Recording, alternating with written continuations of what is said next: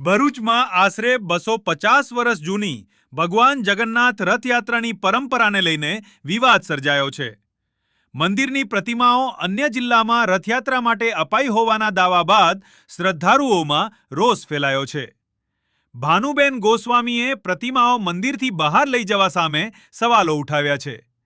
સમગ્ર મામલે ભોઈ પંચના નિર્ણયને લઈને ચર્ચા અને વિવાદ તેજ બન્યો છે. આ લોકો મૂકીને ગયા ને પછી ભદ્રસભાઈ આવ્યા તો એમને એવું કીધું આ મૂર્તિ તમે સુરત આપો. તો અમે તો ના કીધું કે અમારથી ના અપાય. તો એ માયના જ નહીં કે અમે હું પ્રમુખ છે એમ કે તમે પ્રમુખ બન્યા તો એવું થયું કે તમે જે કહેશો તો અમારે કરી લેવાનું એવું કીધું મેં. એટલે આ લોકો મૂર્તિ લઈ ગયા મંદિર? હા લઈ ગયા, મૂર્તિ લઈ ગયા. ખરેખર ખોટું નથી? ખોટું જ છે ને. અને જો આ રીતે મેઘરાજાની મૂર્તિ પણ લઈ જાય તો તે કેવું કહેવાય? એવો ખોટું જ કહેવાય. કોઈ મેઘરાજાની મૂર્તિ માંગશે